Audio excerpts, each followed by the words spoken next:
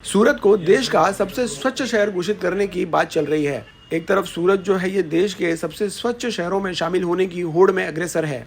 सूरत के वराछा में आए हीरा बाग में सूरत महानगर पालिका की तरफ से खुदाई का काम चल रहा था, पर पिछले 2 दिनों से ये काम भी रुका हुआ है और अब लाखों लीटर पानी उसका बिगाड़ हो रहा है और पानी जो है ये सड़कों पर बह रहा है। इस वजह से रास्ते पर पैदल चल रहे लोगों को भी काफ़ी तकलीफ का सामना करना पड़ रहा है और रास्ते पर बाइक स्लिप होने की घटनाएं भी हो रही हैं। इसीलिए सामाजिक कार्यकर्ता दिनेश भाई काचड़िया का कहना है कि अधिकारी इस मामले पर जल्द से जल्द समस्या का समाधान करें, जिससे कि नागरिकों की परेशानी दूर हो।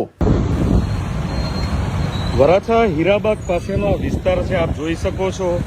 सूरत महानगरपालिका द्वारा जे अहींया काम चालू हतुं, परंतु लाखों लीटर पाणी અત્યારે હાલમાં વેડફાઈ રહ્યું છે। આવા કામ હોય ઇમરજન્સીમાં થવા જોઈએ। આગળ જોશો તો એકદમ પાણી ભરાઈ ગયું છે અને એટલું સ્પીડમાં પાણી વહી રહ્યું છે। આપ જોઈ શકો છો હીરાબાગ સર્કલ પાસે પાણીની લાઈન તૂટી ગઈ છે। રિપેરિંગ કામ પણ સુરત મહાનગરપાલિકા દ્વારા ચાલી રહ્યું છે, પરંતુ જે ગતિએ કામ થવું જોઈએ ક્યાંક ને ક્યાંક કામ થઈ નથી રહ્યું અને અત્યારે હાલમાં જોશો લાખો લીટર પાણી બહાર રોડ ઉપર જઈ રહ્યું છે।